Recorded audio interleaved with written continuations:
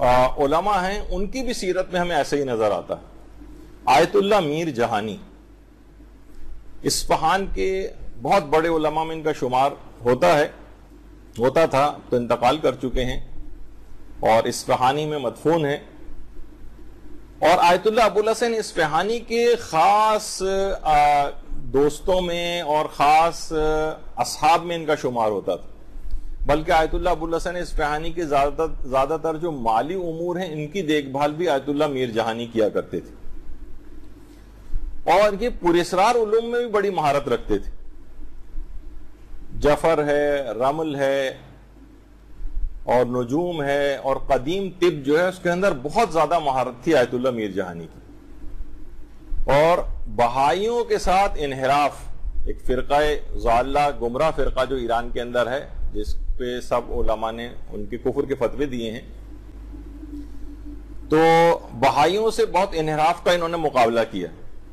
اچھا، خود آیت اللہ میر جہانی یہ فرماتے ہیں کہ جس وقت ہم نجف میں تھے تو ہم سب لوگ اور بہت سارے علماء اور مجتہدین آیت اللہ ابو الحسن اصفہانی کی خدمت میں بیٹھے ہوئے تھے کہ یمن سے ایک خط آیا، اور خط جو تھا وہ وہاں کے مفتی، ایک جو کہ غیر شیعہ اہل سنت عالم دین آغائے بحر العلوم یمنی، ان کا خط آیا.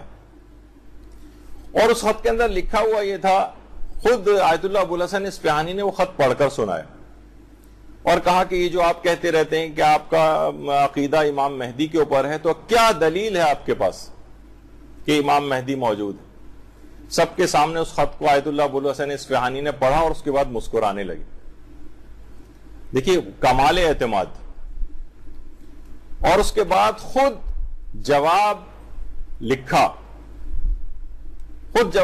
آقا بحر العلوم یمنی، اور کہا کہ آپ نجف اشرف تشریف لے آئیں، میں آپ کی ملاقات امام زمانہ علیہ السلام سے کروا دوں گا.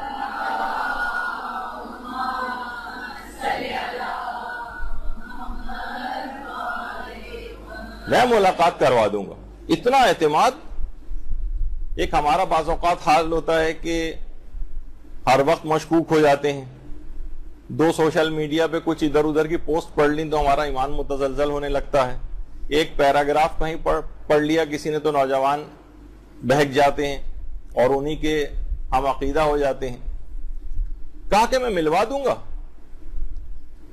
اچھا، کمال اعتماد کے ساتھ جواب لکھ کے روانہ کیا. 1 مہینے بعد آقا بحر العلوم یمنی اپنے بیٹے کے ساتھ نجف آ گئے. اس وقت حرم امیر المومنین میں نماز پڑھا رہے تھے آیت اللہ ابو الحسن اصفہانی. آیت اللہ ابو الحسن اصفہانی حرم امیر المومنین میں نماز پڑھاتے تھے. کسی نے آ کر اطلاع دی ان کو وہیں حرم میں ہی کہ آقا بحر العلوم یمنی آ گئے ہیں، آپ سے ملاقات کرنا چاہتے ہیں. کہا کہ نہیں، ہم خود ان کی رہائش گاہ پر جا کر ان سے ملاقات کریں گے.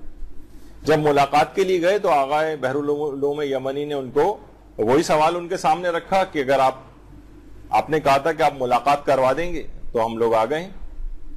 تو کہا کہ ٹھیک ہے، کل رات آپ کھانا میرے ساتھ کھائیں.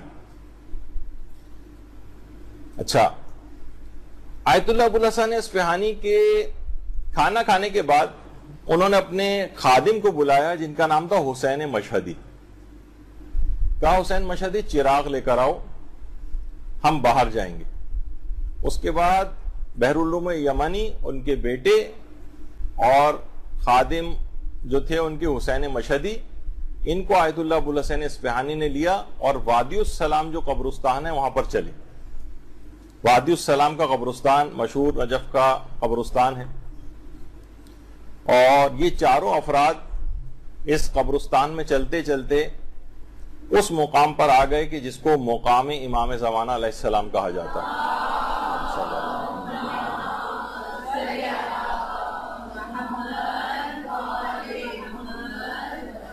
جو امام زمانہ علیہ السلام کی یقینی بیٹھک اور نشست گاہوں میں سے ایک مقام امام زمانہ. اچھا، مقام امام زمانہ علیہ السلام 3 ہیں.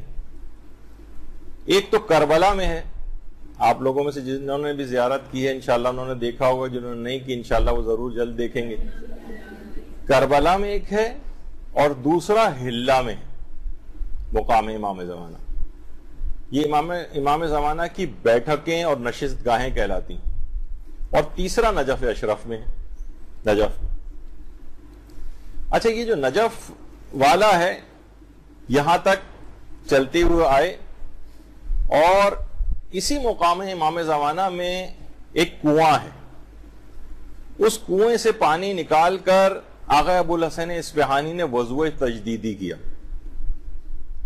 اور اس کے بعد پھر اس مقام امام زمانہ میں خود داخل ہو گئے. یہ لوگ باہر کھڑے رہے اور وہاں جا کر 2 رکعت نماز پڑھنا شروع کر دی. اب آقا بحرالعلوم یمنی کے بیٹے فرماتے ہیں کہ میں اور میرے والد باہر بے چینی کے ساتھ ٹہل رہے ہیں کہ ہمیں ملوانے کے لیے لائے ہیں یہاں پر امام زمانہ سے, اور یہ خود جو ہے کبھی وضو کر رہے ہیں کبھی نماز پڑھ رہے ہیں. اچھا اندر سے نماز جب ختم ہوئی تو اندر سے ایسا لگا جبکہ اندر اور کوئی نہیں تھا, کچھ دیر بعد 2 افراد کے آپس میں بولنے کی آواز آنے لگی. اچھا 5-6 منٹ تک اسی طرح سے بات چیت کی آوازیں آتی رہیں. اس کے بعد آقا ابو الحسن اصفہانی کی آواز گونجی کہ بحرالعلوم اندر تشریف لے آئیے. اچھا بیٹا بھی اندر داخل ہونا چاہتا تھا کہ دوبارہ آواز آئی کہ صرف بحرالعلوم اندر آئے, باقی کوئی اور نہ آئے. تو ان کے بیٹے کہتے ہیں کہ میں اور ان کا جو خادم تھے حسین مشہدی ہم لوگ باہر بیٹھے رہے, اندر سے پھر بات چیت کی آوازیں آنے لگی. اچانک سے اس کے بعد اندر سے ایک بہت زیادہ ایک نور سا ساطع ہونے لگا جس نے خورشید کی طرح سے سرداب کو منور کر دیا. اللہم صلی علی محمد.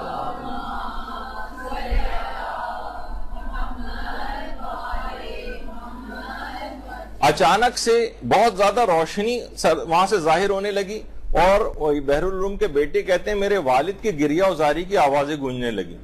قبرستان اور اطراف میں مکمل تاریکی تھی اور یہاں پر ایک عجیب روح پرور ماحول بن گیا تھا. کہنا اس کے بعد میرے والد کی آوازیں وغیرہ آنا بند ہو گئیں, نور کی وہ روشنی بھی ختم ہو گئی اور اس کے بعد آیت اللہ ابو الحسن اصفہانی کی آواز گونجی اور ان کے بیٹے کو آواز دے کر اندر بلایا کہ اپنے والد کو سنبھالو. اندر گئے تو دیکھا کہ والد بالکل بے حال ہیں, بے ہوش ہیں. کافی دیر بعد ہوش آیا تو بار بار یہ جملہ ان کی زبان پہ یبنا رسول اللہ, یبنا رسول اللہ, اے فرزند رسول, اے فرزند رسول, التوبہ التوبہ التوبہ, میں توبہ کرتا ہوں, میں استغفار طلب کرتا ہوں. اور اس کے بعد آقا ابو الحسن اصفہانی کی طرف دیکھ کے بحرالعلوم یمنی نے کہا کہ آپ مجھے شیعہ ہونے کا طریقہ بتائیے, شیعہ ہونے کا طریقہ. اچھا وہ خود بھی شیعہ ہوئے, اس کے بعد ان کا بیٹا جو ہے وہ بھی شیعہ ہوا. بحرالعلوم یمنی اس کے بعد واپس چلے گئے یمن اور وہاں کے کیونکہ مفتی تھے, اور چند ماہ بعد ہی یمن سے باقاعدہ ایک شخص پیغام لے کر آیا نجف, اور اس نے آ کر اطلاع دی کہ بحرالعلوم یمنی نے آپ کی ہدایت اور تبلیغات کے نتیجے میں 3 سے 4 ہزار افراد کو شیعہ کر لیا. اللہم صلی علی محمد و آل محمد.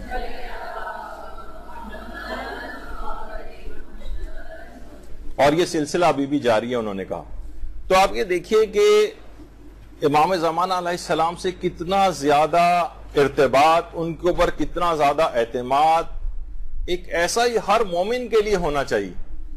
اس کا اتنا رابطہ مضبوط ہو, اتنا زیادہ توسل اس کا امام زمانہ سے ہو, اور اتنا زیادہ ایمان اور یقین ان کے اوپر ہو کہ صرف آقا ابو الحسن اصفہانی سے تو ایک واقعہ کے لحاظ سے مشہور ہو گیا, لیکن کوئی بھی مومن جس کے اندر اتنی تڑپ اور ایمان کا درجہ جو پایا جاتا ہے وہ بھی امام سے اس طرح سے ملاقات کر سکتا ہے. بلکہ آیت اللہ بہجت تو یہ فرماتے تھے کہ امام خود بھی اسے ڈھونڈ نکال کر اس کے پاس پہنچ جاتی. تو دیکھیے امام زمانہ علیہ السلام